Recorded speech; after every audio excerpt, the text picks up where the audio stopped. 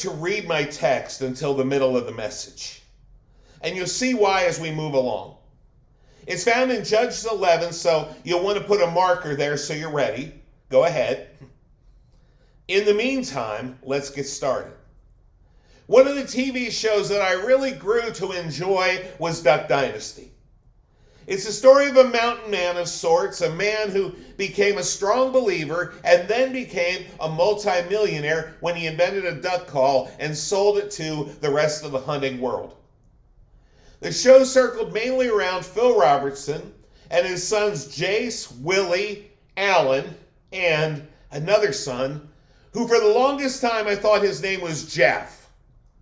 As it turns out, it isn't Jeff, it's Jep, J-E-P. And as it turns out further, that's short for Jepthah. Now, why would they name a son Jepthah? I know Jepthah is a biblical name, but as biblical names go, I'm not sure I would have went with Jepthah. After all, Jepthah was responsible for one of the weirdest stories of the Bible. Now again, I'm not being disrespectful in calling this story weird. It just doesn't seem to fit. The story of Jepthah is really a hard story to wrap your head around.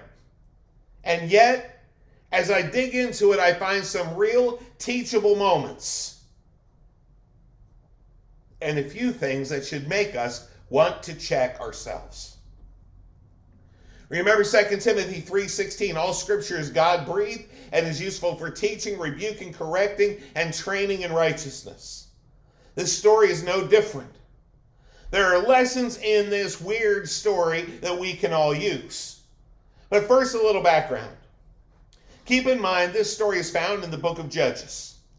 Interestingly, there is a recurring theme in the book of Judges. The book tells us 4 times in those days there was no king in Israel.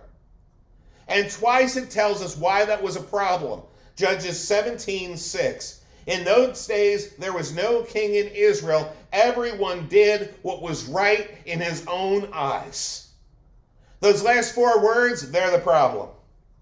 If that verse stopped at everyone did what was right, that place would have been a heavenly paradise. But add the words in his own eyes and it makes the whole thing fall apart. It's that way to this day. So many people in our world say things like, that might be right for you, but isn't right for me. That might be your truth, but it's not my truth. But what if the things we think are right are opposites? What if we think the things that we call truth are opposites? Then clearly, if they're opposites, someone is right and someone is wrong. And if we both keep doing what is right in our own eyes, we quickly fall into chaos. That's the story of the book of Judges. The book of Judges demonstrates a vicious cycle. The people of Israel were oppressed and cried out to the Lord. The Lord heard their cries, raised up a leader called a judge. When you think of judges, don't think so much as lawyers, think of generals, because this is more military than legal. The judge rises up, rescues the people, usually leads them into prosperity, and as soon as they get prosperous, they turn their backs on God. God sends a nation to punish them with oppression, and the people of Israel, under oppression, cry out to the Lord, and at that point, the cycle continues again. Well, one of the judges that comes to power is a man named Jepthah. He was the son of a man named Gilead, but he was the result of Gilead's time with a prostitute. And that's not a good thing, needless to say. But that's Gilead's sins, not Jephtha's, right? None of us control how we were born. Jepthah also had a wife, and she bore him other sons. And when the other sons grew up, they drove Jepthah out of the family. They did that to keep him from receiving part of his father's inheritance. None of this is what makes the story weird. And none of that is Jephtha's fault. Folks, there's a little lesson here for us as well. There are things that people can't help, and there are things that they can. And we need to be careful not to hold people responsible for things they can't control. Jepthah fled from his family to the land of CoB. And the Bible says, and worthless fellows collected around Jepthah and went out with him. That's Judges 11:3. When I first read this, I likened it to David and the mighty men who surrounded him. But with further study, I realized likely that's not the case. The men around David might have been rough around the edges, and they were. But under the leadership of David, they became mighty men, doing mighty and positive things. The Bible calls Jepthah's guys worthless, which is a long way from mighty and a long way from admirable. It sounds like Jepthah had a sort of mercenary army of troublemakers around him, rough, tough characters. So after Jepthah was out of the land, the Ammonites made war against Israel. And all of a sudden, the people of Gilead changed their tune. He may not have been good enough to be a brother to his brothers, but now they needed his strength. And so they called upon him. In Judges 11:6, and they said to Jepthah, "Come now, and be our leader, that we may fight against the Ammonites." In other words, the people of Gilead and Israel were looking for a judge. They were looking for a judge to lead them into battle. And Jepthah and his merry band of misfits fit the bill. Now, there's something in here that I didn't notice at first, and it's vitally important. There's something very different about the call of Jepthah. In virtually every other calling of a judge in the book of Judges, the judge is called and raised up by God. But in this one, the people seem to have noticed the cycle.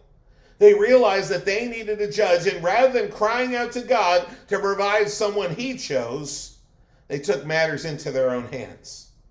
Can I tell you? It almost never ends well when believers forget to go to God and take things into their own hands. We cannot afford at any point in our lives to cut God out of the equation. I'm starting to think that's what made this story weird. Judges 11:7. But Jepthah said to the elders of Gilead, "Did you not hate me and drive me out from my father's house?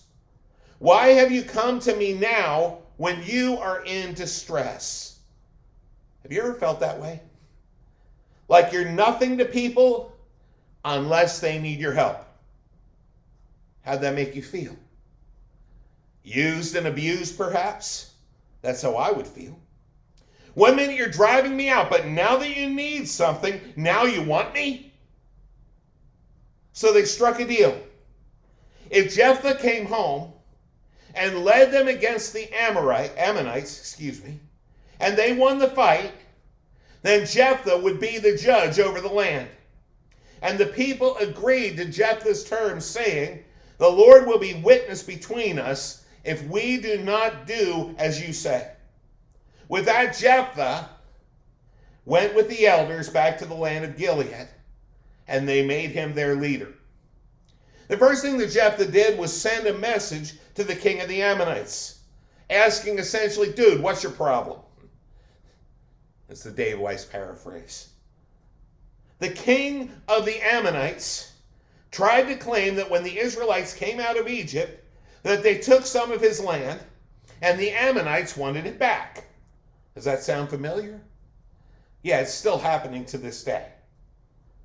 The problem is the Israelites did not ever take any of the land from their cousins, the Ammonites. Judges 11 speaks to a back and forth conversation between the two. A conversation of accusations and land disputes. Basically saying, "You took our land." "No, we didn't. You would not even let us pass through your land. And in going around your land, we ended up having to do battle with the Amorites. And God gave us victory, and we took their land. The land you're disputing about wasn't yours to begin with, and besides, that was 300 years ago." The dispute ends in verse 28. But the king of the Ammonites did not listen to the words of Jepthah that he sent him. Jepthah tried for a peaceful solution, but when his efforts were rejected, it was time to do battle. Up until now, this is not a weird story. This is like much of the history of Israel to this point. People confronted them, God fought their battles, and became victorious. So far, this story is just one of many battles found in the book of Judges. Now let's read our text. This is where the story gets weird. Verse 29. Then the Spirit of the Lord was upon Jepthah, and he passed through Gilead and Manasseh, and passed on to Mizpah of Gilead. And from Mizpah of Gilead he passed on to the Ammonites. And Jepthah made a vow to the Lord and said, if you will give the Ammonites into my hand, in other words, if you will let me beat them, then whatever comes out from the doors of my house to meet me when I return in peace from the Ammonites shall be the Lord's, and I will offer it up for a burnt offering. So Jepthah crossed over to the Ammonites to fight against them, and the Lord gave them into his hand. And he struck them from Aroer to the neighborhood of Minnith, 20 cities, and as far as Abel-Keramim, with a great blow. So the Ammonites were subdued before the people of Israel. Then Jepthah came to his home at Mizpah, and behold, his daughter came out to meet him with tambourines and with dances. She was his only child. Besides her, he had neither son nor daughter. And as soon as he saw her, he tore his clothes and said, alas, my daughter, you have brought me very low, and you have become the cause of great trouble to me, for I have opened my mouth to the Lord, and I cannot take back my vow. And she said to him, my father, you have opened your mouth to the Lord. Do to me according to what has gone out of your mouth, now that the Lord has avenged you on your enemies, on the Ammonites. So she said to her father, let this thing be done for me. Leave me alone 2 months, that I may go up and down on the mountains and weep for my virginity, and I and my companions. So he said, go. Then he sent her away for 2 months, and she departed, she and her companions, and wept for her virginity on the mountains. And at the end of 2 months, she returned to her father, who did with her according to his vow that he had made. She had never known a man, and it became custom in Israel that the daughters of Israel went year by year to lament the daughter of Jepthah the Gileadite 4 days in the year. Now, this is in the Bible. This is true. This really happened. Now, there are parts of it that I get. If you enter into battle, you should pray. You should call upon the name of the Lord. As a matter of fact, you should never set out to do battle unless you have prayed. And I just don't mean all-out war. I mean anytime you are facing opposition of any kind. I get that. But what was Jepthah thinking? Look at verse 31 again. Then whatever comes out from the doors of my house to meet me when I return in peace from the Ammonites shall be the Lord's, and I will offer it up for a burnt offering. God kept his part of the deal. He gave Jepthah and Israel victory over the Ammonites. What did he think was going to come out and greet him from his house? What, did he live in a barn full of cows and sheep? I doubt it. That's sheep, not sheeps, by the way. No. He had only one person in his life, his only daughter, his only child. Her dad was away in battle. She didn't know if she would ever see him again. And when she saw him coming, she started to celebrate. She was celebrating that her dad was not a casualty of war, but by coming out of the house first, she became the casualty. Why? Because he made a hasty vow.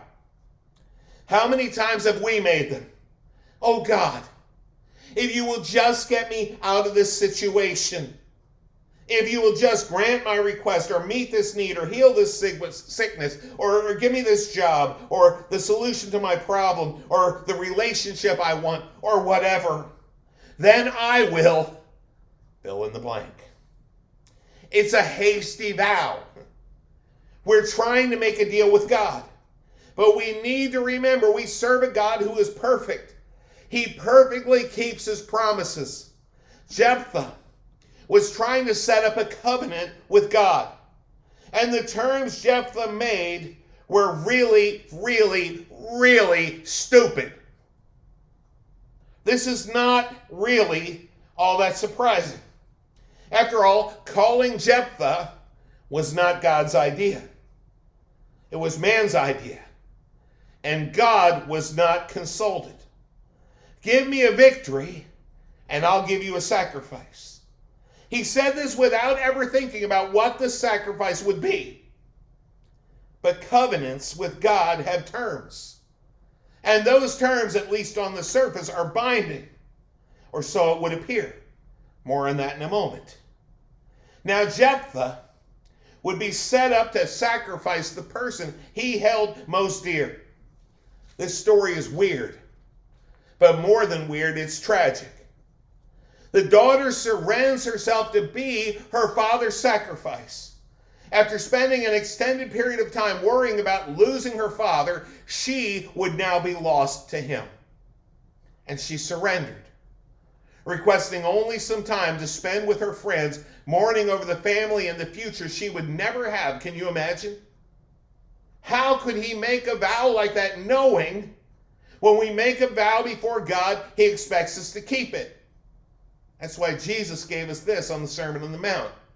Matthew 5:33. Again, you have heard that it was said to those of old, you shall not swear falsely, but shall perform to the Lord what you have sworn. God takes our vows seriously, and he expects us to as well.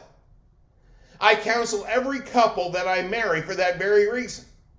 I want to know they're serious and they know what they're doing.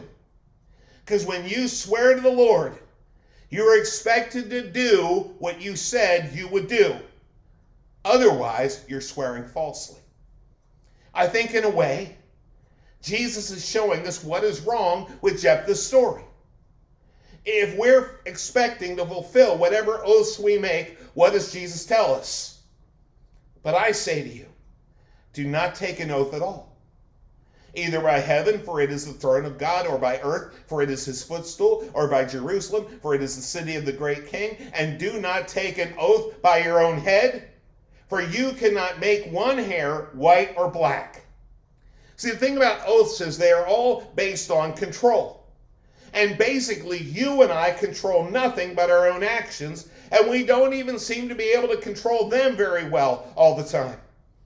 Jepthah made an oath to sacrifice whatever came out the door, having no idea what would be coming out. He didn't even stop to think, what if it's my daughter? What if she comes out to greet me? Jepthah's oath, his vow, was a stupid vow to make. Jesus finished his thought on vows and oaths by saying, let what you say be simply yes or no. Anything more than this comes from evil. We see that fulfilled in Jepthah's tragic vow. The result of keeping that vow would be flat out evil. Why did he make that vow? How much better would it be if you and I, instead of making rash vows, took Jesus' saying to heart?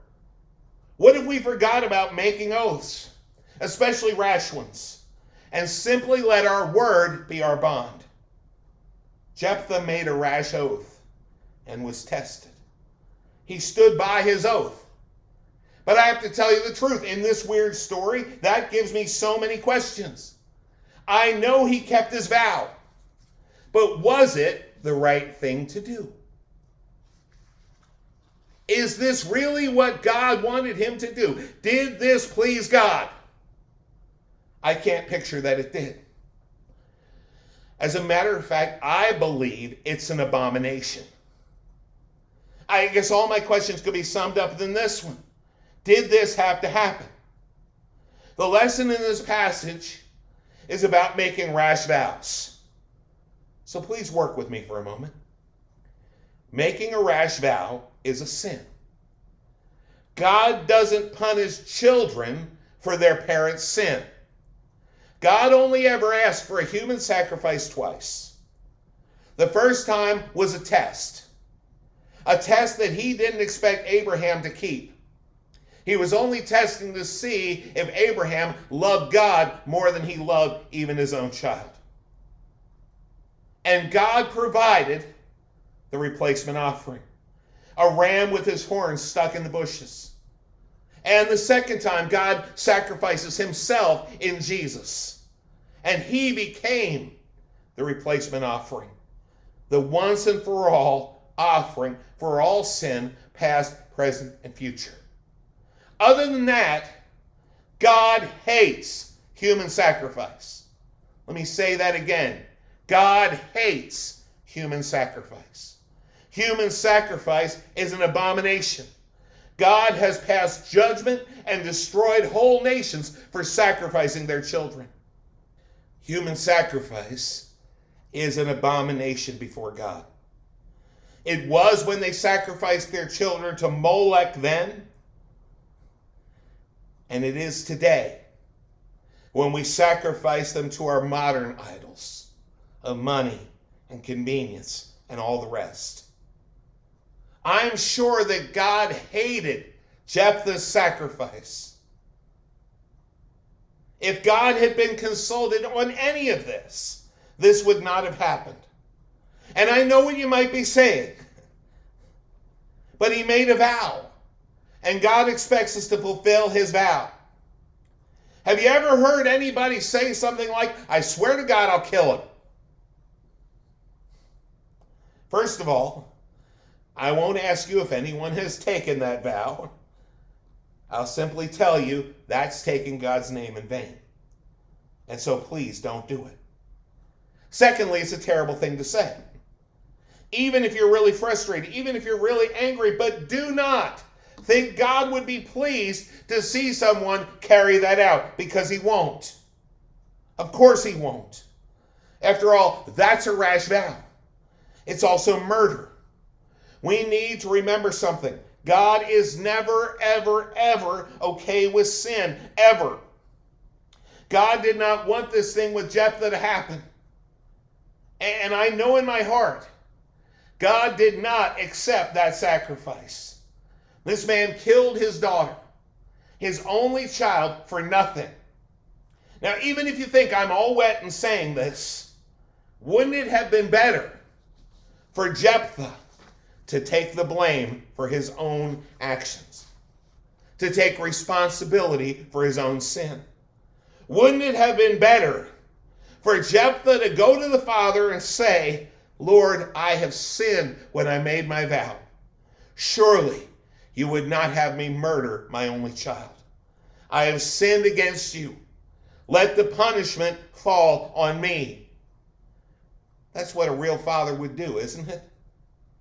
What if Jepthah had followed the example David would set later in history?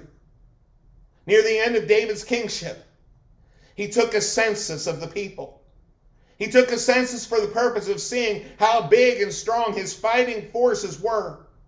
This displeased God greatly, because it meant he was trusting in his numbers and his soldiers and his military might more than he was trusting in the God who fought his battles.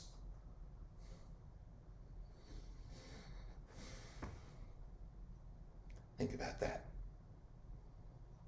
God sent the prophet Gad to him and allowed him to pick his penalty. 2 Samuel 24:11. And when David arose in the morning, the word of the Lord came to the prophet Gad, David's seer, saying, Go and say to David, Thus says the Lord, 3 things I offer you. Choose one of them, that I may do it to you. Verse 13. So Gad came to David and told him and said to him, Shall 3 years of famine come to you in your land? Or will you flee 3 months from your foe before your foes while they pursue you? Or shall there be 3 days pestilence in your land? Now, consider and decide what answer I shall return to him who sent me. God was letting David pick his own punishment. All 3 would be disastrous for David and his people. But David had brought guilt upon the nation, and there was a price to be paid. I think David did what Jepthah should have done. David chose the 3 days of pestilence, and then he said, why? 2 Samuel 24:14. Then David said to Gad, I am in great distress. Let us fall into the hand of the Lord, for his mercy is great. But let me not fall into the hand of man. See, David trusted God more than men. So he put himself at the mercy of a loving God. Jepthah should have too. Instead, he suffered the greatest loss imaginable, and his beloved daughter died by his own hand, an abomination for which Jepthah would not be guiltless. This story is important for so many reasons. It shows the perils of taking matters into our own hands. In this season of choosing leaders, right? We're in a season of choosing leaders right now. And we can see by this story that we need to include God in the process. The people of Israel didn't go to God to choose a leader. They chose on their own. They chose a man who surrounded himself by lawless men. This is not like David, who was surrounded by strong men who needed a leader. Jepthah's group was a group of outlaws. And yes, they were likely mighty in battle, but they ended up with a disaster, even though they won the battle. We need to trust in the sovereignty of God. Don't take vows. Especially don't take vows you don't intend to keep, especially not rash vows. Think about your actions. Think through the possible consequences of your vows. And take the vows you do take very seriously, because God does. Obedience to God never, ever, ever involves sin. Jepthah's vow caused him to commit murder, and the murder of his beloved only child at that. And that will never be pleasing to God. Fulfilling vows should never include sin, because sin is never pleasing to God. Instead, we need to be people of faith. We need to be people who trust God. We need to simply let our yes be yes and our no be no. We need to be trusting and trustworthy and fully submitted to God. Amen.